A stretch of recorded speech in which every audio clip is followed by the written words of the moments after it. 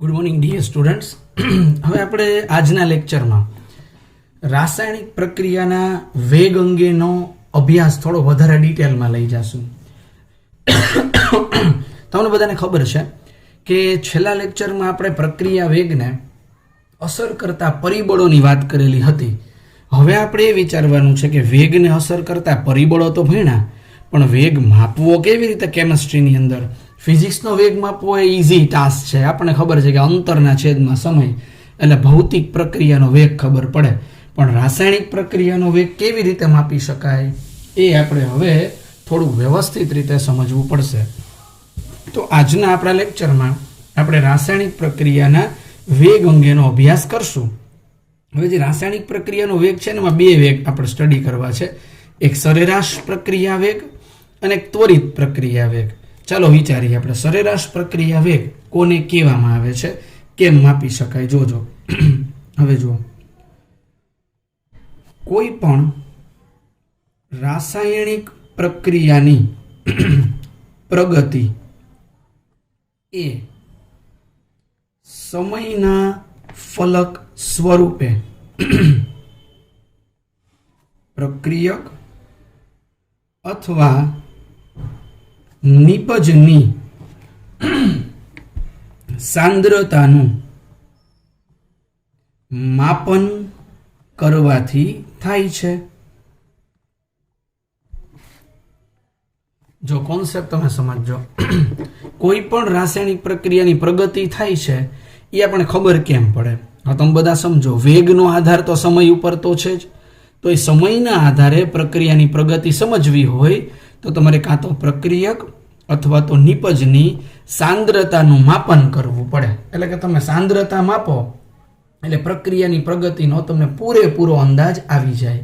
તો રાસાયણિક પ્રક્રિયાની પ્રગતિ એ સમયના ફલક સ્વરૂપે પ્રક્રિયક અને અથવા નિપજની સાંદ્રતાનું માપન કરવાથી થાય છે.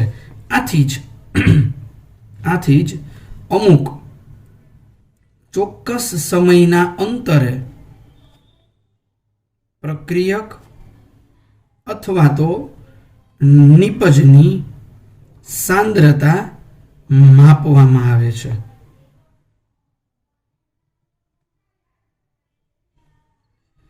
હવે એ બેઝને હું આગળ વધારું કે પ્રક્રિયક કે નિપજની સાંદ્રતા માપી. હવે એમાં શું થાય, જો હું તમને એક સિમ્પલ એક રીઝન સમજાવું, એક્ઝામ્પલ આપું. જો સપોઝ આપણી પાસે એ કોઈ પ્રક્રિયક છે અને બી એ કોઈ નિપજ છે, અથવા હું વિચારું કે આર એ કોઈ પ્રક્રિયક છે, પી એ નિપજ છે. બધા ધ્યાનથી સમજો. સપોઝ પ્રક્રિયક આરની શરૂઆતની સાંદ્રતા 1 મોલર છે. શરૂઆતમાં તો નિપજ હોય નહીં ને, એટલે આપણે ત્યાં ડેશ લખીએ કે સાંદ્રતા શરૂઆતમાં નિપજની તો છે જ નહીં. ધ્યાનથી સમજો, પ્રક્રિયકની સાંદ્રતા મેં કેટલી લીધી? 1 મોલર. નિપજ હું લેતો જ નથી. હવે સંતુલન સમયે સાંદ્રતા, માની લો કે નિપજની સાંદ્રતા એવું સમજી લો કે 0.4 મોલર થઈ ગઈ. નિપજની કેટલી થઈ ગઈ? 0.4. પ્રક્રિયકની 1 હતી, નિપજની 0.4 થઈ, તો આની પ્રક્રિયકની બાકી કેટલી બચે? અહીંયા 1 હતી, એમાંથી 0.4 વહી ગઈ, તો હવે બાકી બચશે 0.6. સમજાય છે ને તમને લોકોને? 1 હતી એમાંથી 0.4 તમે બાદ કરી નાખો તો શું આન્સર આવે છે? 0.6. તો સંતુલને 0.6 મોલર સાંદ્રતા આની આવી. તો હવે તમે જોઈ લ્યો, આના ઉપરથી જેવું સાબિત થઈ ગયું કે પ્રક્રિયાની પ્રગતિ થઈ રહી છે. શરૂઆતમાં 1 મોલર સાંદ્રતા હતી, પછી આની 0.6 રહી, આની તો 0 હતી, એમાંથી 0.4 થઈ ગઈ. આનાથી સાબિત થઈ ગયું કે રાસાયણિક પ્રક્રિયાની પ્રગતિ થઈ રહી છે, પ્રક્રિયા આગળ ધપી રહી છે. આના ઉપરથી કન્ફર્મ થઈ ગયું. તો હવે તમે સમજો કે આપણે વેગ માપવો છે તો વેગ કેમ માપશું, અને આના ઉપરથી શું ઇન્ડિકેશન મળે છે તમે બધા એ પણ જોજો. ધારો કે હું સાંદ્રતા વિરુદ્ધ સમયનો એક આલેખ દોરું. તો પ્રક્રિયક માટે શરૂઆતની સાંદ્રતા આપણે એવું વિચારીએ કે ચાલો 1 મોલર હતી, અહીંયા 1 મોલર છે. હવે 1 માંથી કેટલી થઈ ગઈ? 0.6. તો પ્રક્રિયકની સાંદ્રતામાં ઘટાડો થાય છે, ધીમે ધીમે ઘટતી જાય. એક ધારો ઘટાડો ન થાય, ધીમે ધીમે સાંદ્રતા વિરુદ્ધ સમયના આલેખમાં પ્રક્રિયકની સાંદ્રતા ઘટે છે. નિપજની 0 હતી એટલે કે અહીંયા હતું તે 0.4 થાય છે. તો આ આપણે વિચારીએ પ્રક્રિયક R, આ આપણે વિચારીએ નિપજ P. પ્રક્રિયકની સાંદ્રતા ઘટતી જાય જ્યારે નિપજની સાંદ્રતા વધતી જાય છે, એટલે પ્રક્રિયાની પ્રગતિ થઈ રહી છે એનો આપણને અંદાજ આવી જાય છે. તો હવે આનો મિનિંગ આપણે વિચારીએ. ધારો કે શરૂઆતમાં પ્રક્રિયકની સાંદ્રતા એવું વિચારીએ કે R1 છે, પછી અંતે અંતિમ સાંદ્રતા પ્રક્રિયકની R2 થાય છે. એ જ રીતે શરૂઆતમાં નિપજની સાંદ્રતા સપોઝ P1 છે અને અંતિમ સાંદ્રતા નિપજની ધારો કે P2 છે. શરૂઆતનો સમય ધારો કે T1 છે અને અંતિમ સમય ધારો કે T2 છે. સમજે છે બધા? ડેટા લિસ્ટ હું તમને મૂકું છું, સમજી શકો છો તમે? આ શરૂઆતની સાંદ્રતા પ્રક્રિયકની 1 મોલર છે એટલે એને આપણે R1 કહી દઈએ. અંતિમ કેટલી થઈ ગઈ? 0.6, અને આપણે R2 કહી દઈએ. નિપજની સાંદ્રતા શરૂઆતમાં તો 0 જ હતી, તો કે એ 0 છે P1, અને P2 કેટલી છે? તો કે 0.4 છે. શરૂઆતનો સમય એટલે કે શૂન્ય સમયે, અને અંતિમ સમય એટલે તમે જ્યારે પ્રયોગ પૂરો થાય છે ત્યારે એ સમય છે T2 છે. હવે તમને બધાને ખબર છે વેગ એટલે અંતરના છેદમાં સમય આવે ને, પરંતુ રાસાયણિક પ્રક્રિયાનો વેગ એનું સંજ્ઞા આપી દઉં RAV, સરેરાશ. સરેરાશ એટલે પ્રથમ અને અંતિમ, એટલે આપણે એવરેજ લઈએ. કોઈ પણની આપણે સરેરાશ કાઢવી હોય તો શું કરીએ? અવલોકનોનો સરવાળો કરતા હોય ને, ડિફરન્સ લેતા હોઈએ છીએ આપણે. તો સરેરાશ પ્રક્રિયા વેગ, વેગ એટલે રેટ R, અને સરેરાશ એટલે AV. સરેરાશ પ્રક્રિયાનો વેગ સૂત્ર શું થાય ખબર છે? પ્રક્રિયકની સાંદ્રતામાં થતો ઘટાડો અથવા નિપજની સાંદ્રતામાં થતો વધારો અને છેદમાં તે માટે લાગતો સમય, એટલે કે સમયમાં થતો ફેરફાર. ઇન્ટેલિજન્ટ સ્ટુડન્ટ આ મારો પોઈન્ટ સમજશે. પ્રક્રિયકની સાંદ્રતામાં થતો ઘટાડો એટલે જો ખબર પડે, શરૂઆતની સાંદ્રતા 1 હતી, પ્રક્રિયકની સાંદ્રતા હંમેશા ઘટતી જ હોય અને નિપજની સાંદ્રતા હંમેશા વધતી જ હોય. એટલે હું કીધું નિપજની સાંદ્રતામાં વધારો, પ્રક્રિયકની સાંદ્રતામાં ઘટાડો, અથવા બેમાંથી કોઈ એકનું જ માપવાનું છે. બંનેની સાંદ્રતા માપવાનું નથી, કોઈ એકની માપીએ છીએ તોય પ્રગતિનો અંદાજ આવી જાય છે. છેદમાં સમયમાં થતો ફેરફાર. હવે હું તમને સમજાવું. આપણે એમ કહીએ ને, ચાલો, પ્રક્રિયકની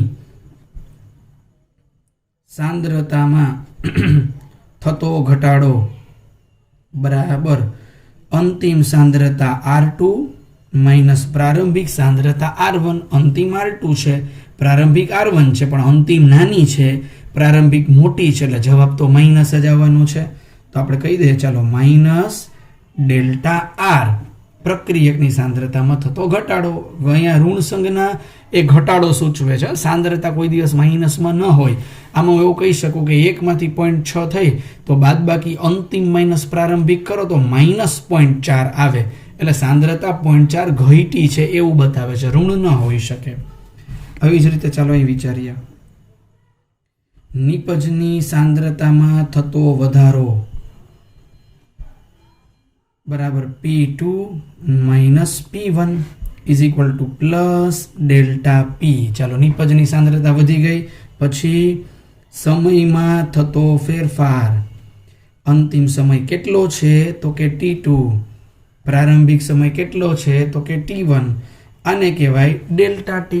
તો માઇનસ ડેલ્ટા R, ઓલું પ્લસ ડેલ્ટા P, અને છેદમાં આવે છે ડેલ્ટા T. ચાલો, તો RAV સરેરાશ પ્રક્રિયાનો વેગ, પ્રક્રિયકની સાંદ્રતામાં થતો ઘટાડો એટલે માઇનસ ડેલ્ટા R છેદમાં ડેલ્ટા T બરાબર નિપજની સાંદ્રતામાં થતો વધારો plus delta P upon delta T. તમે મિત્રો એટલું સમજો કે પ્રક્રિયકની સાંદ્રતામાં થતો ઘટાડો અને નિપજની સાંદ્રતામાં થતો વધારો એ હંમેશા એક જ સરખા હોય છે. આમાં 0.4 ઘટે તો આમાં 0.4 વધે, પણ નિશાની જુદી જુદી હોય છે, ફક્ત માત્રા બદલાય છે. ફક્ત શું બદલાણું? અહીંયા માત્રા બદલાણી. આ આપણા માટે મેઇન પોઈન્ટ આવે છે. તો આવી રીતે તમે કોઈ પણ રાસાયણિક પ્રક્રિયા માટે સરેરાશ વેગ ગણી શકો છો. સીધું આટલું જ કરવાનું. પ્રક્રિયકની સાંદ્રતામાં થતો ઘટાડો છેદમાં સમયમાં ફેરફાર, નિપજની સાંદ્રતાનો વધારો છેદમાં સમયનો ફેરફાર, આ બંને હોય સરખા, ફક્ત ચિહ્ન બદલાય. એ ઘટાડો વધારો સરખા કેમ હોય તમે અહીંયા જોઈ લ્યો. આ એકમાંથી શું થયું? 0.6, તો ડિફરન્સ કેટલાનો આવ્યો? 0.4નો. 0 માંથી શું થઈ ગયું? 0.4, તો ડિફરન્સ કેટલાનો આવ્યો? 0.4નો. તો 0.4 ઘટે છે અને 0.4 વધે છે. એટલે ઘટાડો અને વધારો સરખા હોય છે, ફક્ત તેમની માત્રા જ બદલાય છે. આ ચિહ્નનો ફેરફાર એ આની સાથે સાંકળી શકો છો, આની સાથે તમે સમજી શકો છો. બરાબર?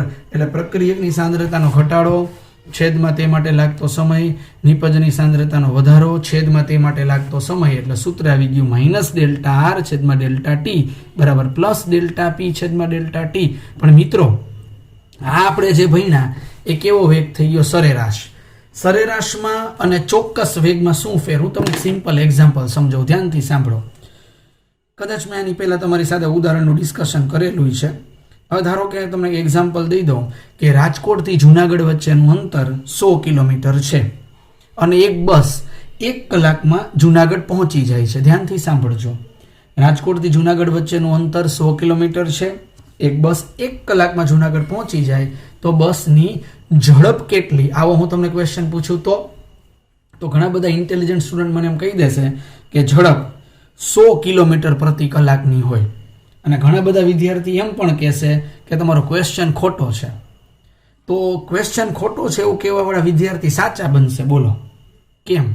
હંમેશા મારે તમને પૂછવું હોય ને તો ઝડપ ન પૂછી શકાય, સરેરાશ ઝડપ પૂછી શકાય.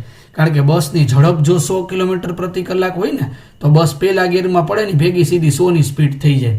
વચ્ચે ટોલ નાકું આવે ને તો 100માંથી હલે નહીં. હો ભાઈ, સ્પીડ બ્રેકર આવે તો 100માંથી હલે નહીં. જેતપુર બસ સ્ટેન્ડમાં પેસેન્જરને પહોંચાડવું હોય ને તો 100માંથી હલે નહીં. 100 જ કાંટો રાખવો પડે. પછી ભલે છેલ્લે બસ કદાચ જુનાગઢ પહોંચે તો ટાયર કે નટબોલ જ પહોંચ્યા હોય, બાકી 100માંથી હલે નહીં જો ઝડપ 100 હોય તો.